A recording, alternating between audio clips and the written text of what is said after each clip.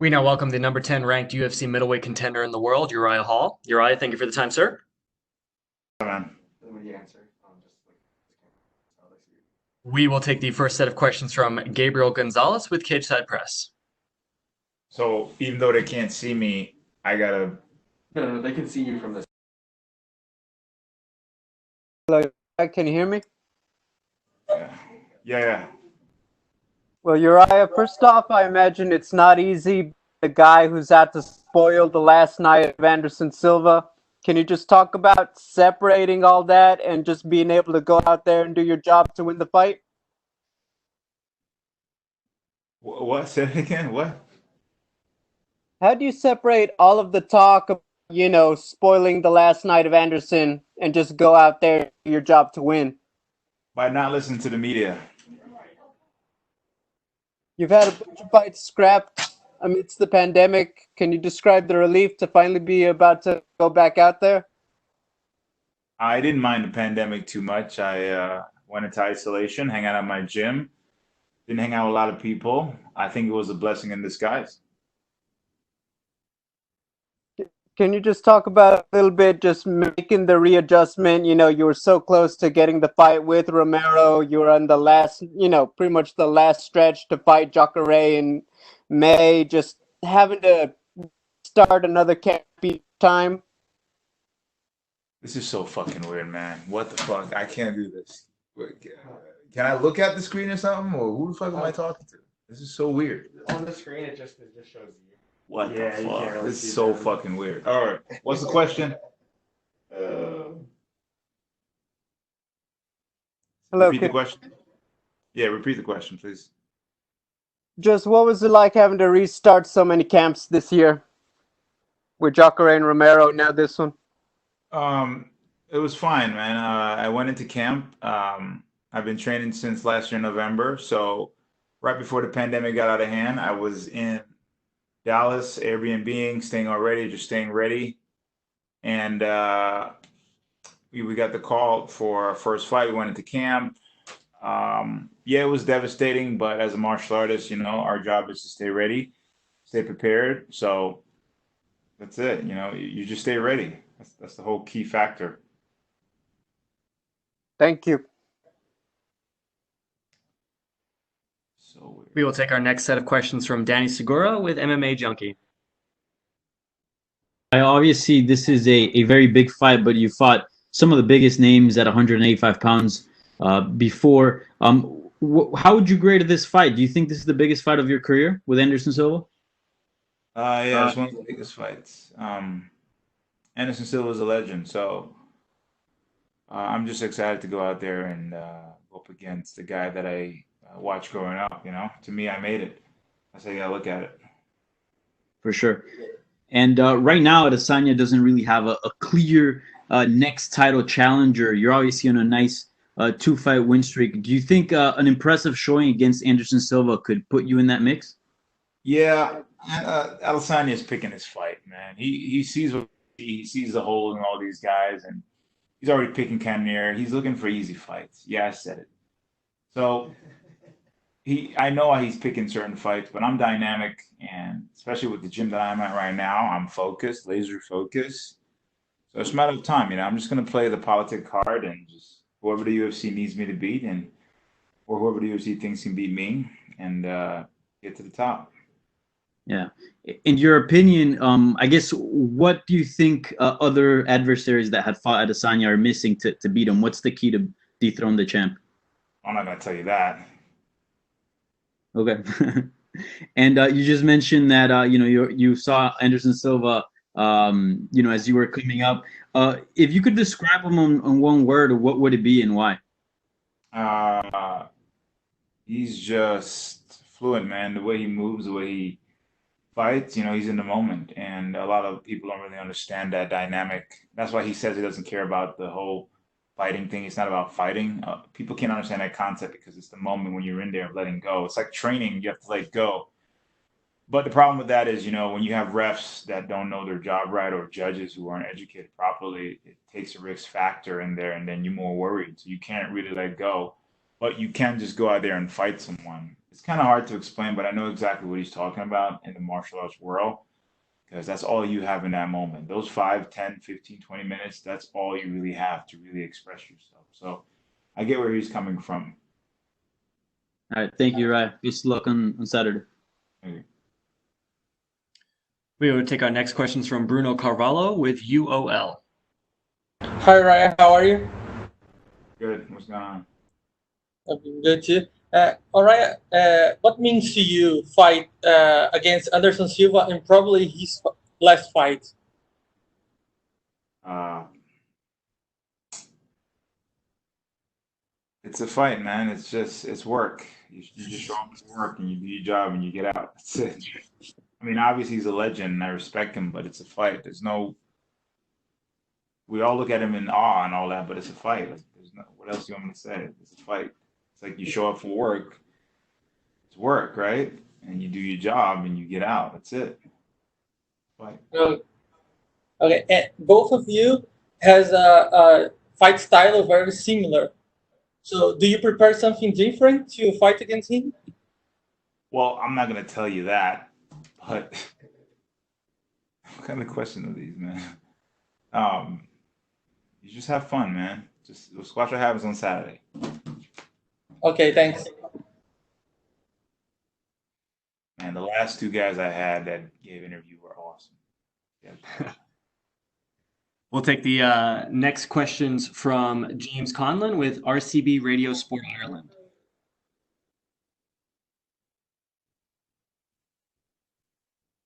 James, please go ahead.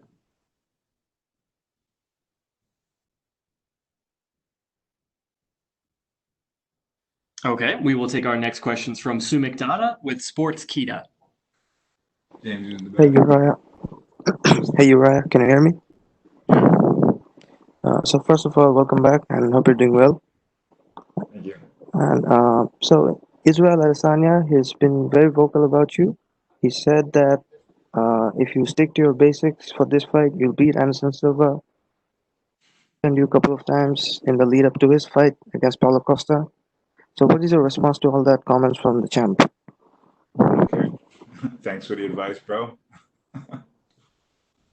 Yeah, fair enough. So obviously this is a big fight for you, given this is Anderson Silva's last fight.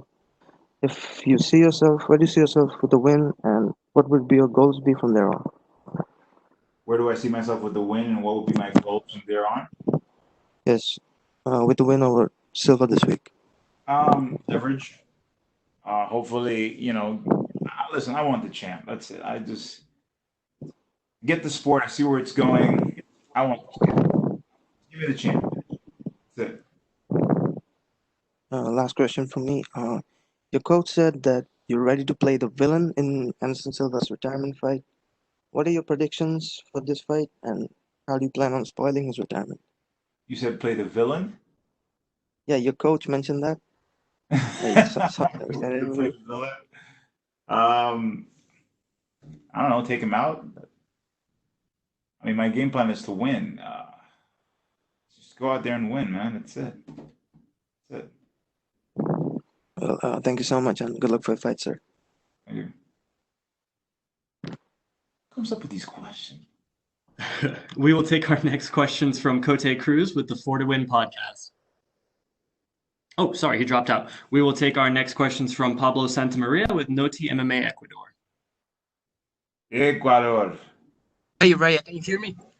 Arriba la raza. Oh, wait, that's Mexico. What's up, man? Okay, the first thing I want to ask you is if at some point did you feel frustrated when Jacare and Joel withdraw from the fights? I couldn't feel frustrated for Jacare because COVID happened, but I wished him well.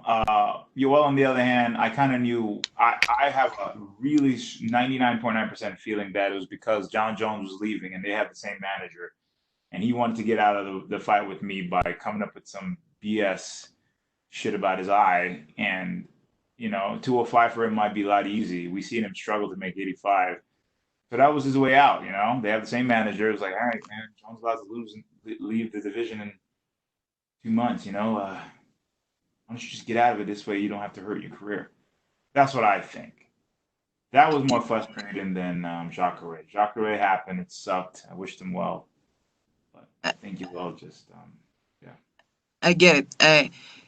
Do you face any difficulties training in under these COVID situations? It was hard finding some training partners without, or do you have all the under control in your I got it under gym? control.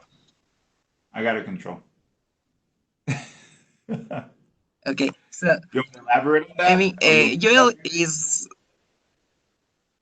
no, okay. So it was okay. Joel was a ranked fighter, and when they offer you Anderson Silva, you doped or you said yes without a doubt. you said doved? Dope about your rival because you obviously was going to face Joel Romero, who is a ranked fighter, and Oh, Anderson okay. is not on the rank. So you're saying if it made sense to take Anderson, well, because he's not ranked. Both guys have a name. Both guys have a reputation. Personally, for me, Anderson has been someone I've idolized for years. So to me, that's a trophy fight. It's a championship fight to me in my mind. I personally felt I made it. It could have went great for me. It can go great for me either way. I mean, if we're going to talk politics, a win over Yoel will put me in the title contingency. A win over Anderson Silva would, I don't know, reclaim something, puts me in with the top five maybe. So either way, it's beneficial. Okay, I get it. Thank you very much, Raya, and good luck on your fight. Thank you. And we will take our last set of questions from Ezekiel Berganzi with Somos MMA. Hey Uriah, how are you? Hey, what's up, man? A lot Oh. of Spanish and Brazilians. How do you feel knowing that this fight could put you on the UFC spotlight if you got a very outstanding finish against Anderson Silva, who is probably in his last fight on his career or in the UFC? How would I feel if a win over Anderson would put me on the spotlight with the UFC? Yes, if you got an outstanding finish against Anderson Silva, do you think that the UFC could put you on a spotlight in the middleweight division? That's a funny question. Well, listen, I'm not going to sit here and say the UFC plays favoritism. The way the UFC works, if you do a good job, if you go out there and you talk some shit, if you beat motherfuckers' ass fashionably, you're somebody. I'm not going to leave it up to the UFC to do that. You know, I'm going to go out there and do what I'm supposed to do, and whatever happens, happens. I know my goals. I know what I'm going to do. I'm not waiting for them to make a decision for me. I'm going to use the opportunity that I have, which is to go up against my opponent. And my goal, the same way his goal is to win, is to win. That's it. And after that, you know, I'm looking to gain the top five. Whoever's in the top five, because my ultimate goal right now is to fight the champ. I just want the champ. That's it.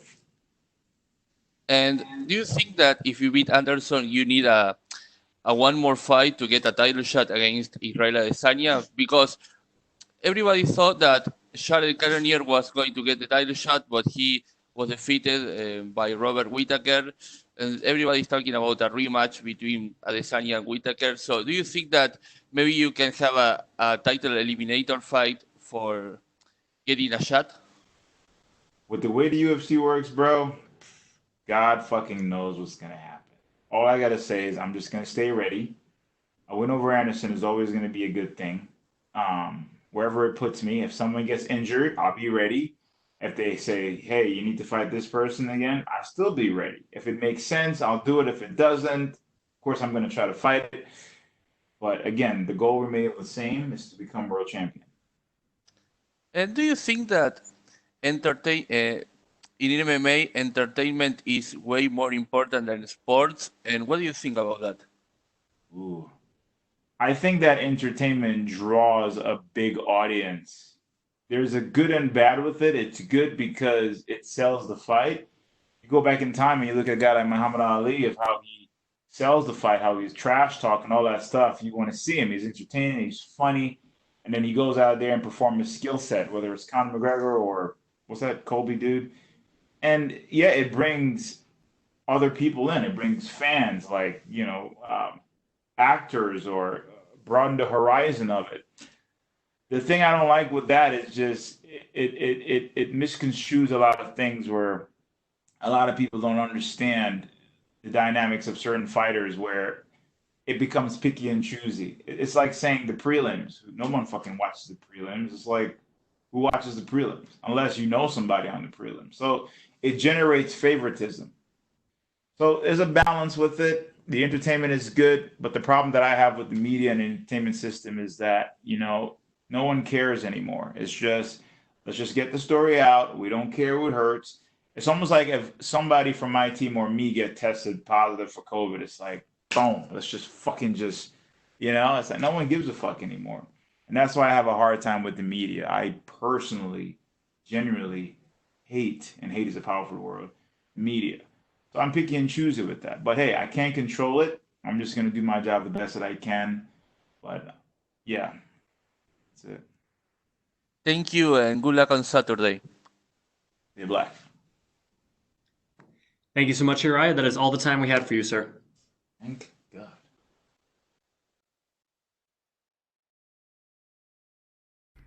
Hey guys, this is Praveen the Boss. Thanks for watching our video. Click on the subscribe button to catch all the latest videos from MMA India Show and MMAindia.com. Thanks. Cheers.